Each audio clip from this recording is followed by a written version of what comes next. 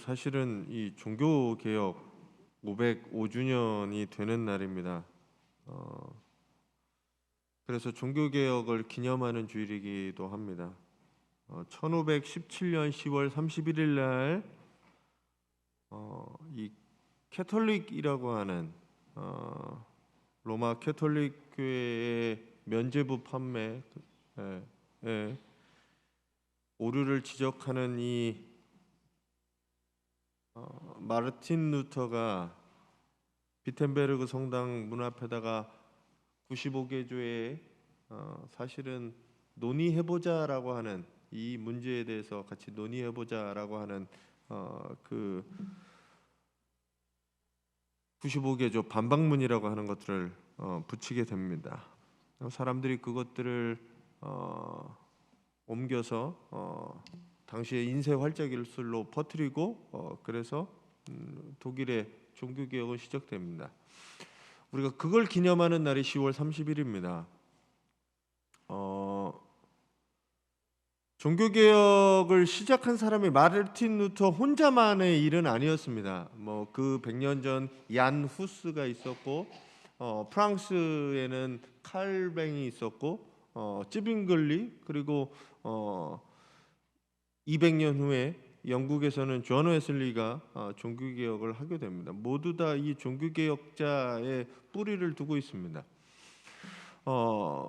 우리 감리교회는 존 웨슬리, 영국의 종교개혁을 이끌었던 존 웨슬리의 후예로서 그 종교개혁자들과 사상을 같이 합니다. 종교개혁자들의 5대 강령이라고 얘기하면 원래 그 마르틴 루터는 3가지 정도를 얘기했어요. 오직 솔라 스크립투라, 그 다음에 솔라 피데, 솔라 그라치아라고 하는 이 3가지, 오직 성경과 오직 믿음과 오직 은혜로 구원받는다라고 하는 이 3가지를 이야기하지만 깔뱅이에 의해서 오직 그리스도, 솔루스 크리스투스라고 하는 거와 솔리 데오 글로리아라고 하는 하나님께 영광, 이게 합쳐져서 5가지가 됩니다. 어떤 분들은 7대 강령까지 얘기하는데 하여튼 이 5가지로 종교개혁은 이야기합니다.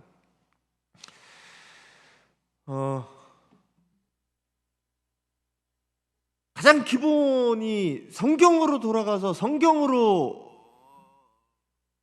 말하는 게 뭐냐라는 거죠. 그리고 구원은 믿음과 은혜로서 받는다라는 겁니다. 면죄부로 인해서 내가 연보나 고행이나 어떤 그걸로 해서 구원받는 게 아니라 오직 하나님의 은혜와 믿음으로써 구원받는다는 게 이 종교개혁자들의 이야기였습니다. 10월 31일 저희는 여러분들에게 이 종교개혁이 남았으면 좋겠습니다. 10월 31일은 종교개혁을 기념하는 날이었으면 좋겠습니다. 저는 사실 오늘 아침에 알았어요. 오늘 아침에 갑자기 저희 집사람이 일어나서 뉴스를 보더니 헬로윈이라고 하는 겁니다. 10월 31일 날 헬로윈 데이를 우리나라가 언제부터 그 헬로윈에 그렇게 난리를 쳤는지 모르겠어요.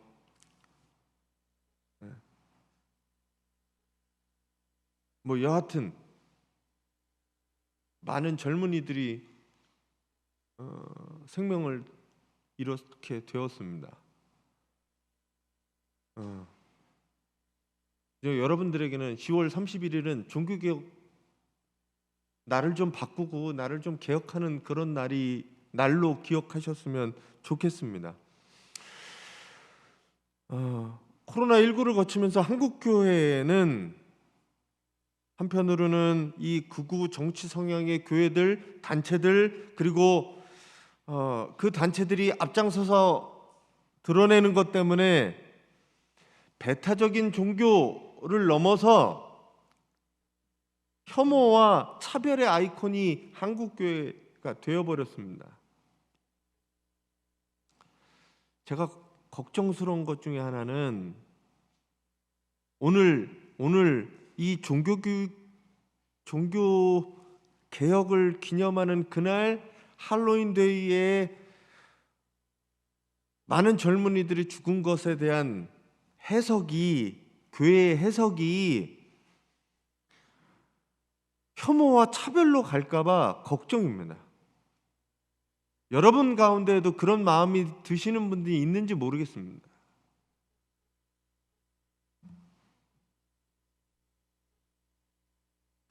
우리가 그걸 좀 내려놔야 돼요. 남의 아픔과 슬픔에 대해서 제가 세월호 때도 말씀드렸지만 그가 뭐 했기 때문에, 죄졌기 때문에, 아니면 그랬기 때문에 라고 막 갖다 붙이면 안 된다는 거예요. 남의 슬픔에는 그냥 슬퍼하고 위로해 주면 됩니다. 그 말에 대해서 저는 한국 교회의 해석이 무서워. 얼마나 또 혐오하고 차별하고 그들을 정죄할까 무섭습니다. 종교개혁 505주년을 맞이하면서 우리 교회의 모습이 한번 돌아봐야 돼요. 종교개혁을 하는 그 사람들이 목숨 걸고 바꾸려고 원했던, 그들이 지향했던 교회가 이게 맞나? 아니면 그들이 목숨 걸고 바꾸고자 했던 교회의 모습이 지금 우리의 교회의 모습이 아닌가? 돌아봐야 됩니다.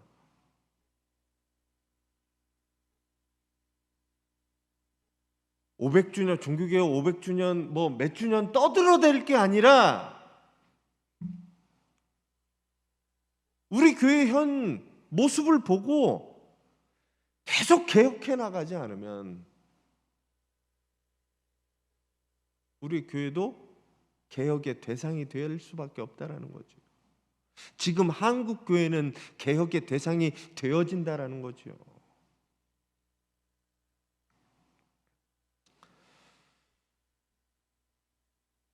저는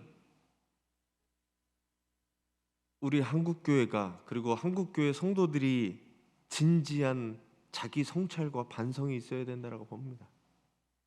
그래야 종교개혁이라는 게 기념하는 그 기념일이 될 겁니다. 더불어서 교회뿐만 아니라 내 신앙은 과연 회개와 변화의 모습이 있는가? 라고 솔직히 나를 바라보고 변화시키는 우리 성도님들이 되시기 바랍니다. 오늘 말씀은 여러분들이 잘 아시는 세리장 삭개오에 관한 이야기입니다.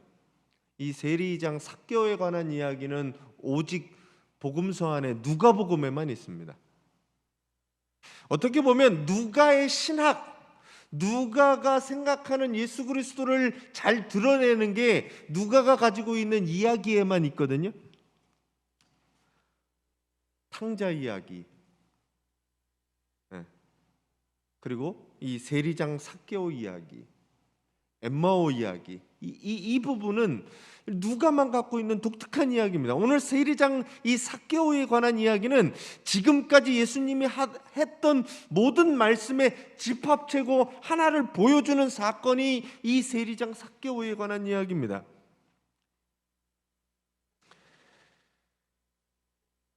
잃어버린 드라크마, 잃어버린 양, 잃어버린 아들의 비유라고 생각하면 오늘 예수님의 마지막 부분에 얘기하시는 것은 내가 잃어버린 사람들을 찾으러 왔다라는 그 이야기와 일맥상통하는 이야기입니다. 더불어서 누가복음 18장 하반부에 나와 있는 부자 관원이 하나 나옵니다. 부자 관원이 예수님에게 구원을 어떻게 받습니까? 라고 물어보고 예수님이 그러면 너 재산을 팔아 가난한 사람들에게 나눠주라 하니까 이 부자 관원이 근심하면서 돌아가거든요. 그 사람과 대비되는 세리 부자를 오늘 이 세리장 삭개오를 통해 보여주게 됩니다. 둘을 대비하는 거예요. 지난주 설교 말씀에 보면 바리새인과 세리의 기도를 통해서 기도의 모습을 보여줬잖아요. 대비했잖아요. 이 전 이야기는 부자 관원이 스스로 예수 그리스도의 말씀을 잘 지키고 율법을 잘 따르는 사람이 예수님이 말씀하신 것에 근심하며 돌아가는 그 사람과 더불어 오늘 이 세리장 삭개오는 다른 방식의 삶을 보여줍니다.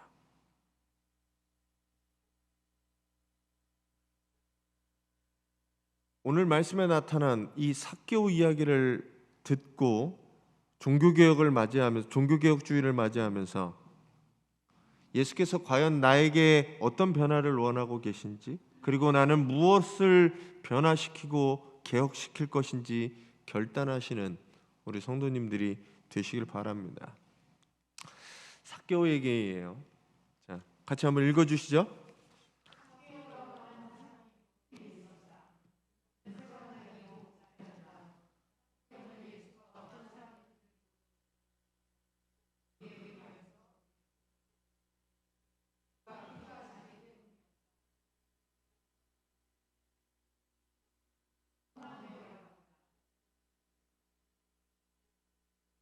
자, 이 얘기는 세관장 삭개오에 관한 설명의 부분입니다.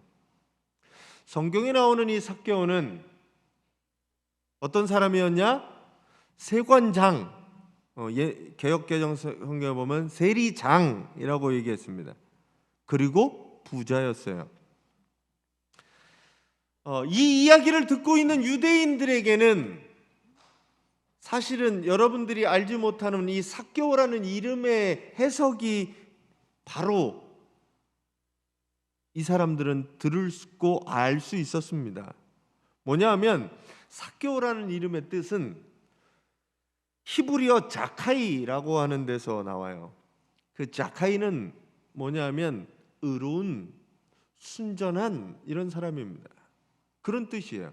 그러면 삭개오라고 얘기하면 어떤 사람이냐? 이름이 의로운 사람이라는 거예요.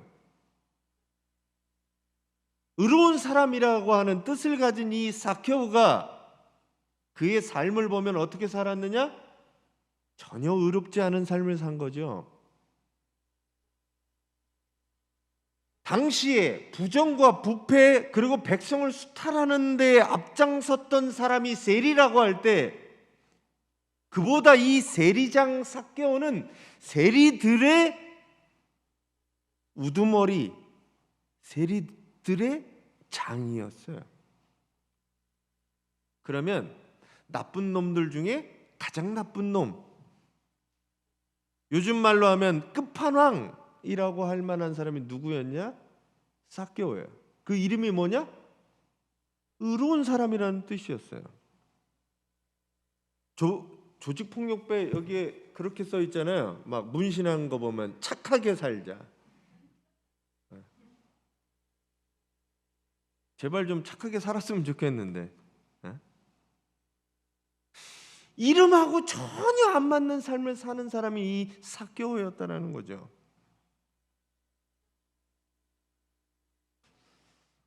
삭개오는 세리들을 열어두고 있었던 세리 중에 장이었습니다. 그러니 부자이가 아닐 수가 없었어요. 정식적으로 내게 세금을 부여한 세금을 정상적으로 받았으면 부자가 될 수 있었겠습니까? 여기 보면 이름난 여리고라는 성에 이름난 부자였어요. 뭐냐 하면 정상적인 방법으로는 세리가 부자가 될 수 없었지만 이 세리장은 엄청난 부자가 됩니다. 왜? 당시 세리들도 부자였으니까요.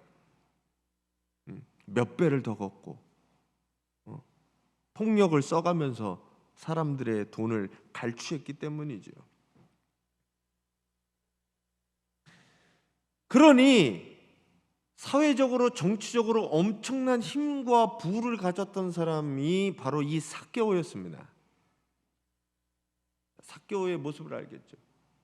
근데 계속 설교에서 말씀드리지만 세리가 당시 유대 사람들이 볼 때는 어떤 사람이냐? 죄인 중에 한 부류가 바로 이 세리였습니다. 유대인들 가운데에서도 부자는 뭐라고 생각하냐면 하나님의 축복이라고 생각했지만 세리는 제외되었어요. 왜? 세리는 하나님이 주신 재산이 아니라 스스로 속이고 뺏은 재물로 부자가 된 사람이기 때문에 그 사람이 갖고 있는 분을 인정하지 않았습니다. 하나님께서 그를 인정하거나 그를 축복하거나 그와 함께 한다고 생각하지 않았습니다. 죄인이니까. 그 삭개오가 웬일인지 모르겠어요. 여기 성경에 이유는 나와 있지 않은데 오늘 말씀에 보면 제가 이 본다라는 표현을 파란색으로 해놓은 이유는 본다라는 표현이 여기 굉장히 많이 나와요.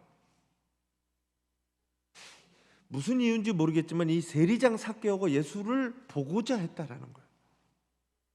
네. 왜 보려고 했을까? 세리장이었던 이 삭개오가 예수에 대한 소문을 들었던 것 같아요. 그러니까 보러 나갔죠. 누구보다도 이 세리장 삭개오가 들은 예수에 관한 얘기는 이런 거였습니다. 세리들의 친구다. 세리를 옹호해 준다. 세리를 의롭다고 한다. 라는 얘기가 들렸을 거예요. 지난주 설교 말씀 본문에 보면 그렇잖아요. 바리새인보다 세리가 의롭다고 인정받았다. 이렇게 표현하는 사람이 당시에 아무도 없었는데 성경을 해석하고 말씀을 가르치신다는 이 예수라는 사람은 세리를 친세리 정책을 피는 거죠. 그래서 예수님을 보려고 했는지 모르겠습니다. 예수님 제자 가운데도 세리가 있었거든요. 그러니 신락 같은 희망을 가지고 예수님을 만났을 줄 보고 싶었는지 모르겠어요. 저 사람은 도대체 어떤 사람인가?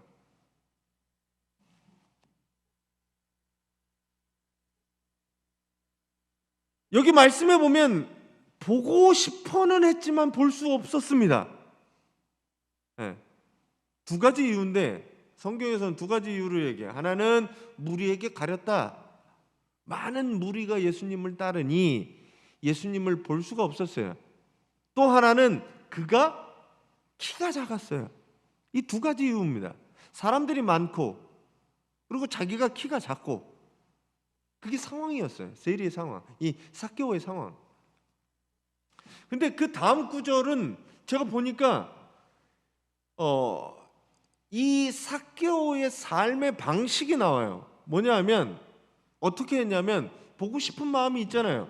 계속 예수님 보고 싶은 마음이 오히려 볼 수 없게 되었기 때문에 더 끌어올랐는지 모르겠지만 보고 싶었어요. 그래서 상황을 판단합니다.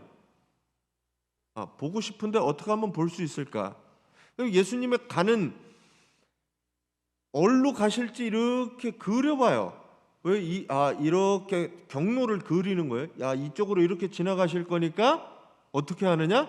나는 저 앞에 있는 나무에게로 가서 거기에 올라가서 보면 될 수 있겠다라고 생각을 하고 달려갑니다. 그리고 뽕나무에 올라가는 거예요.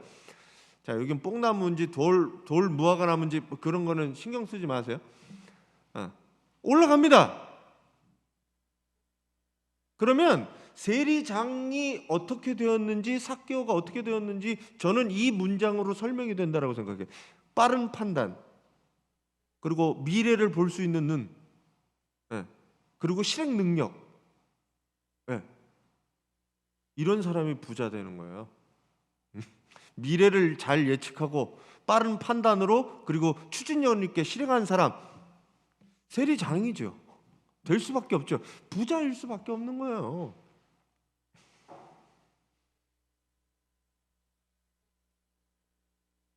이런 사람이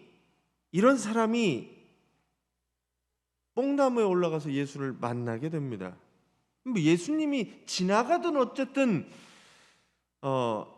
이 삭개오의 목적은 보는 거였어요. 그냥 그를 보는 거였어요.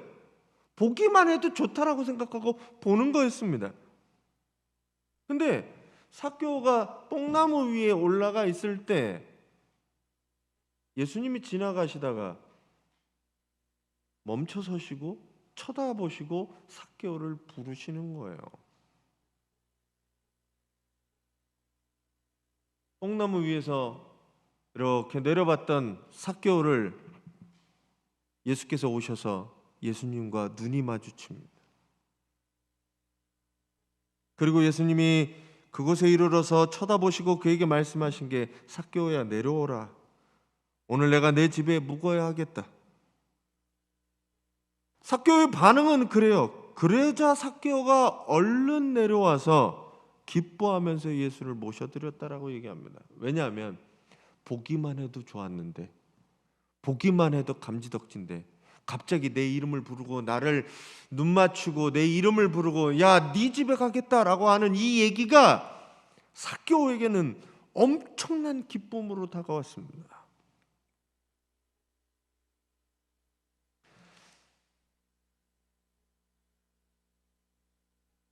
삭개오에게는 기쁨이었어요.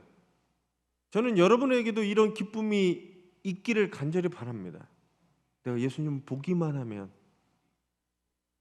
그분이 나와 함께하면 얼마나 기쁘고 즐거울까,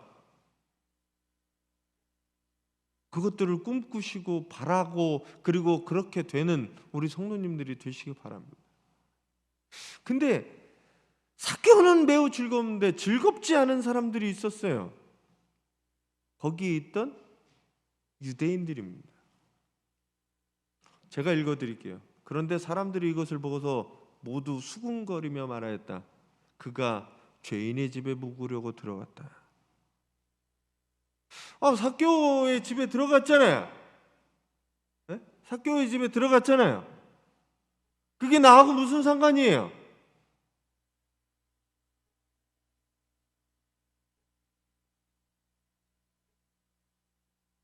죄인의 집에 묵으러 들어간 거에 대해서 사람들이 수군거렸다라고 얘기하는, 좋게 평가하지 않았다는 거죠.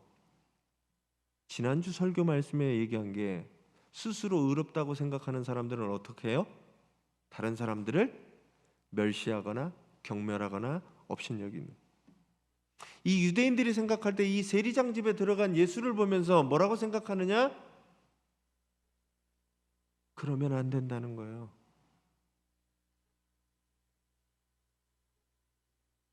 어떻게 죄인의 집에 들어갈 수 있는가? 불평하고 판단하기 시작합니다. 죄인의 특징이 뭔지 아세요? 차별하는 겁니다. 차별. 지난주에 스스로 의롭다고 여기는 사람이 뭐 하는 건 줄 아세요? 남을 경멸합니다. 쉽게. 왜? 내가 조금 더 의인 같거든요. 난 조금 더 의롭게 산 것 같거든요. 나는 이태원 같은 데는 전혀 안 가는 사람이거든요. 그러니 거기 간 사람들은, 그러니 죄인의 집에 들어간 사람들은 다 나쁜 사람들이죠. 죄인인 거죠.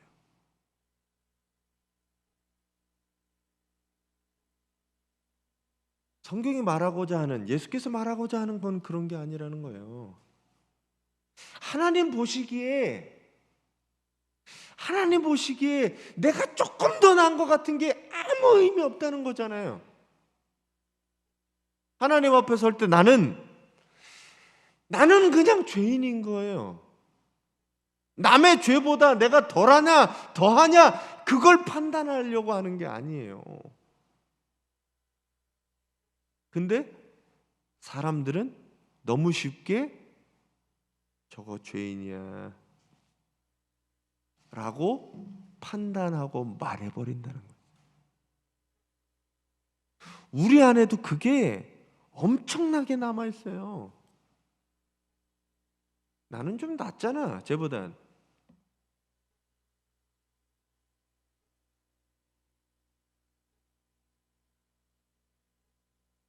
그 마음이 우리에게 남아있다는 거예요. 아직도 남아있는 겁니다. 그러니 예수께서 들어가신 저 죄인의 집에 아유 저 죄인들 쉽게 이야기하는 거죠.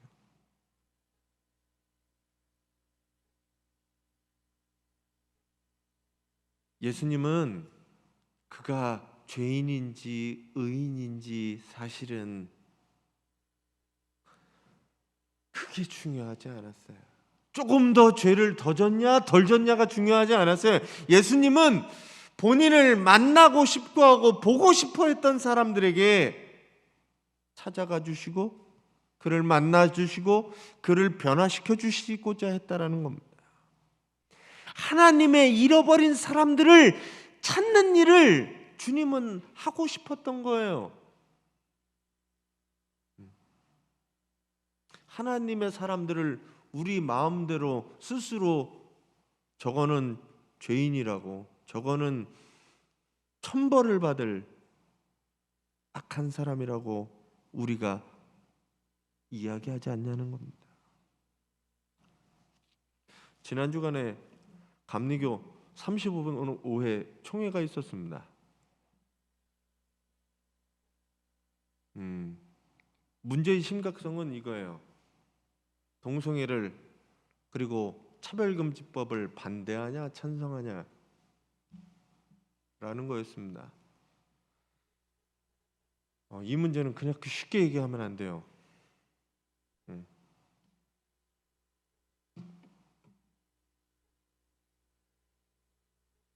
쉽게 얘기하면 안 됩니다. 쉽게 판단해서도 안 됩니다. 저는 오늘 삭개오 얘기가 만약에 제가 아니면 어떤 목사님이 큐어 축제에 갔거나 게이들이 다니는 바에 들어갔다라고 해봅시다. 그가 죄인의 집에 간 게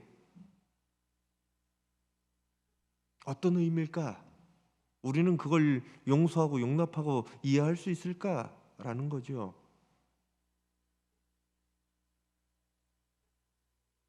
지금 우리 사회는 그걸 이해하거나 용납하거나 그럴 마음이 없어요. 정죄하고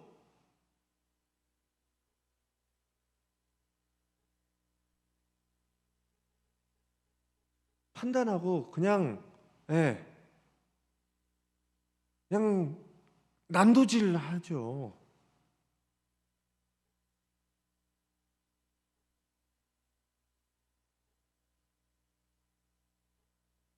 그래서 우리는 고민하고 연구하고 그리고 그러지 않기 위해서 우리들이 하는 일이 그거 아닙니까? 죄인들을 바꾸어 의롭게 만드는 게 우리가 해야 되는 일 아닙니까? 하나님의 잃어버린 사람들을 찾아서 회개하여 바꾸게 하는 게 우리가 하는 일 아니에요? 나는 좀 뭐가 나아요? 내 죄는 아무것도 아니고 내 마음속에 살인하는 거는 아무것도 아니고 그냥 겉으로 보이는 저게 죄라고 그렇게 쉽게 이야기할 수 있습니까?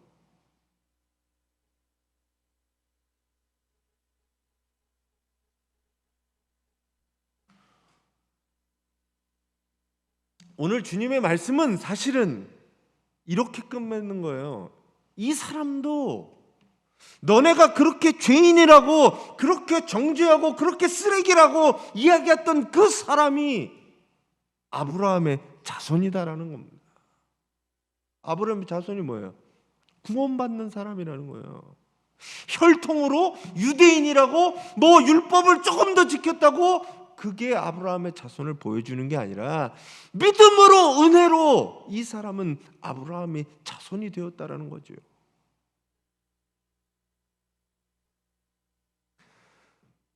삭개오의 이 얘기, 예수님의 이 얘기는 삭개오의 이 말 다음에 나옵니다. 뭐라고 했냐면 주님 보십시오. 내 소유의 절반을 가난한 사람들에게 나눠주겠습니다. 또 내가 누구에게 강제로 빼앗은 것이 있다면 4배로 갚아주겠습니다 라고 이 삭개오는 예수님을 만난 현장에서 사람들과 주님 앞에서 고백을 해버립니다.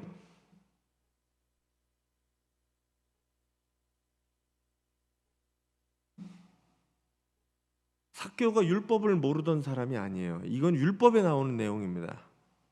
율법에 뭐라고 되어 있냐면 지은 죄를 덮기 위해서는 죄를 그에게 돌려주고 5분의 1을 더해서 20%를 더해주면 내 죄를 덮을 수 있었어요. 민수기 5장 7절에서 8절에 그렇게 얘기가 나옵니다. 그러면 내가 빼앗은 것이 있으면 얼마를 더해주면 돼요?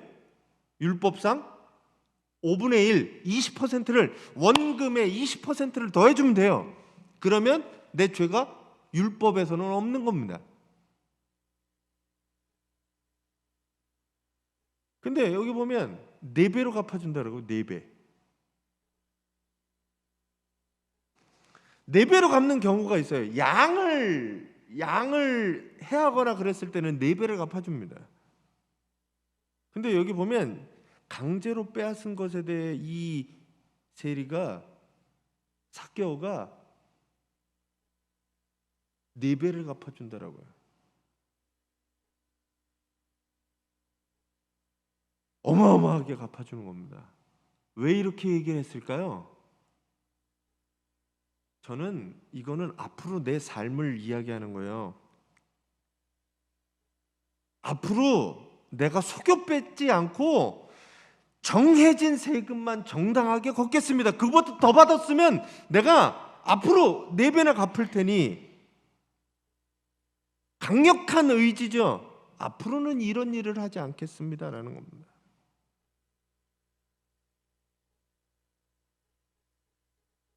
가난한 사람들에게 나눠주는 거 율법으로 얼마 정도 하면 돼요? 11조 규정. 많이 하는 사람이 그것도 5분의 1 하면 율법으로 완벽하게 구제에 관한 일들을 합니다. 근데 삭개오는 율법보다 더 나가죠. 내 죄를 진심으로 회개하고 바꾸겠다라는 이야기입니다. 세례 요한에게 세리들이 와서 물어봅니다. 우리는 어떻게 살아야 합니까? 어떻게 해야 회개하는 겁니까? 어떻게 해야 바꿔질 수 있습니까? 라고 물어볼 때 세례 요한은 뭐라고 얘기하냐면, 누가복음 3장에 정해진 것보다 더 많이 세금을 받지 말라라고 얘기를 해요. 세례 요한이. 그만큼 세리들이 정해진 것보다 더 많이 받았다는 거죠. 삭개오는 더 받은 게 문제가 아니에요. 그보다 더 자기 스스로 내가 해야 될 일들을 스스로 알고 깨닫고 이야기했다라는 거죠.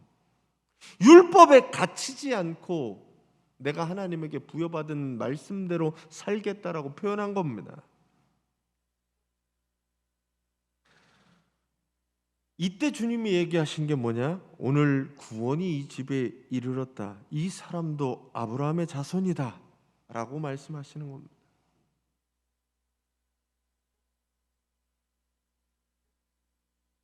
내가 내 삶을 돌아보고 주님을 만났더니 내 삶이 보이기 시작한 거죠. 내가 어떻게 살아왔는지, 그리고 앞으로는 어떻게 살아가야 될 건지, 그래서 내 삶을 이제는 뒤바꾸고 바꾸고 변화된 삶으로 나아갔다는 거죠. 그게 바로 회개였다는 겁니다. 자, 오늘 말씀에 쭉 보면 회개가 어떻게 이루어졌습니까? 회개의 시작이 어떻게 되었어요? 삭개오가 주님을 만난 거지요. 주님을 보고 싶어하고 만나게 되니 바로 회개가 이루어집니다. 그러면 여러분들에게는 이 삭개오와 같은 새로운 믿음과 변화된 삶이 있습니까?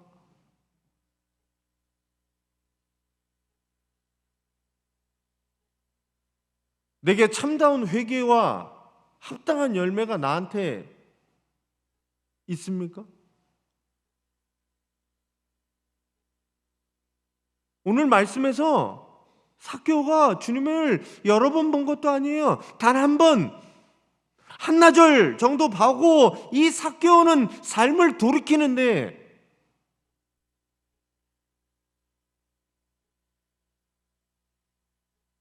예수를 만났다고 하는 나는 과연 내 삶에 무엇인가 바꾸고 돌이킨 게 있냐는 겁니다.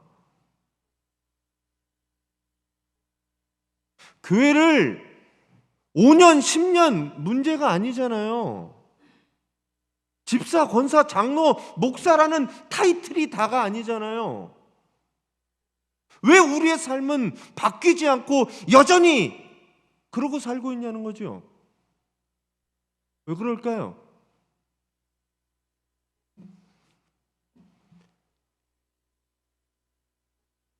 오늘 말씀으로 돌아가면 내가 예수님을 제대로 알지 못하는 거예요. 예수님을 제대로 만나지 않은 거죠. 그렇게 생각하시나요? 여러분들 예수님을 진짜로 만나고 그분과 어떤 관계를 맺고 계신가요? 회개라는 게 다른 게 아니라 내가 그분과의 관계를 맺어서 내 삶이 바뀌어지는 건데, 과연 나는 그런 거냐는 거죠. 그럼 둘 중에 하나죠. 예수님 만나지 못했던 거나,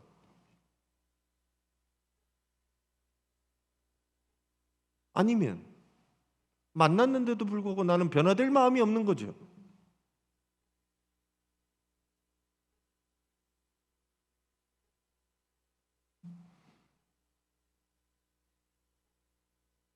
왜 내가 예수님을 만나지 못할까? 인격적으로 그분을 내 마음속에 모시고 살아가지 못할까?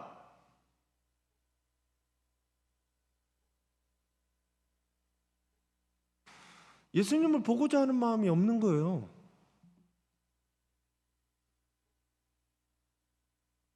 그런 마음들이 여러분들에게 있습니까? 오늘 삭개오가 예수님 봐야지 보고 싶은 마음에, 그런 마음이 여러분들에게 있냐는 거죠. 보고 싶은 마음이 있어요? 그분과 만나고 그분과 함께하고 그분과 시간을 나누고 싶은 그런 마음들이 있습니까? 이게 중요한 거예요.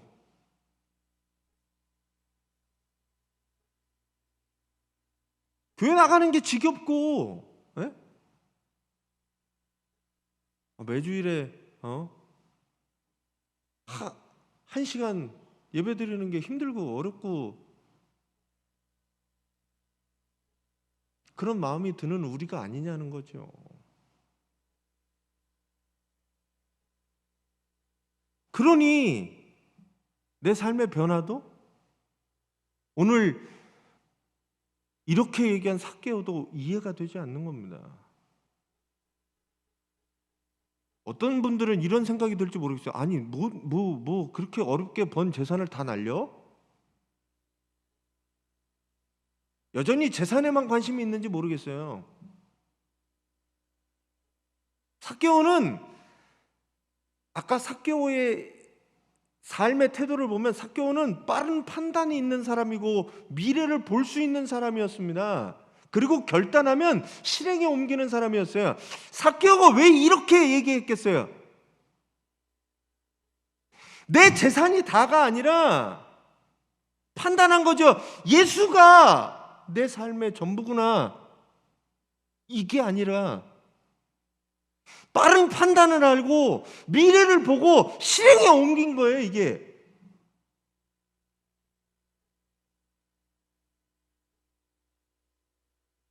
저는 여러분들이 이 삭개와 같은 마음을 가지고 주님을 제발 좀 만나셨으면 좋겠습니다. 종교개혁? 뭘 개혁하실 거예요? 교회만 개혁하면 돼요? 내가 개혁되지 않는데? 나는 하나도 안 바뀌고 교회만 바뀌면 될 것 같아요? 똑같아요. 여기 계신 분들이 좋은 교회 가보세요. 똑같아요. 내 삶은 왜 나를 바꾸지 않는데 겉에 뭘 바꾼다고 안 바뀌어요. 절대.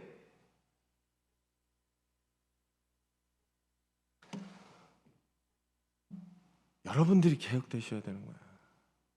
내가 회개돼야 되는 겁니다. 내가 하나님 만나고 내가 주님 만나고 그 주님의 내 모든 것들을 믿고 맡기고 은혜로 나아갈 때 내 삶은 변화되는 겁니다.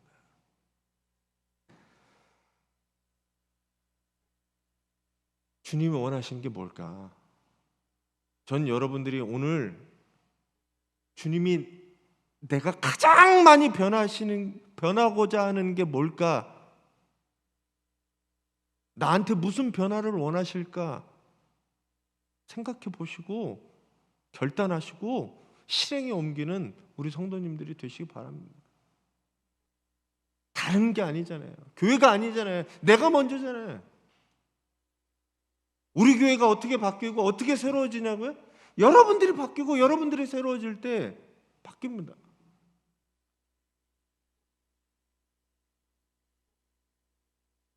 오늘 삭개오는 변화되는 모습을 율법에서 찾지 않았어요. 아, 주님이 나에게 어떤 변화를 원하실까? 그리고 스스로의 답을 내었습니다. 저는 여러분들이 무슨 답을 내는지 저는 알지 못해요. 하지만 주님 앞에 솔직히 주님, 내가 뭐가 바뀌기 원하십니까? 나는 뭐에 매번 걸려 넘어지고 뭐에 매번 시험 받고 뭐에 매번 이렇게 됩니까? 물어보시고 그걸 바꾸셔야 돼요. 그걸. 그때 구원이라는 게 여러분들에게 다가갈 거고 주님과 함께 새로운 삶으로 나아갈 겁니다. 오늘 주님이 삭개오 집에 가서 유했다, 같이 머물렀다, 주님과 함께 했다라는 것이 여러분들에게 느껴지고 주님이 나와 동행하시고 함께 하시고 나와 먹고 자고 마시고 주님과 함께하는 그 기쁨이 있을 때 여러분들 삶이 변화될 겁니다. 오늘 종교개혁주의를 맞이하면서 다시 한번 여러분들의 삶을 돌이키시는 성도님들이 되시기 바랍니다.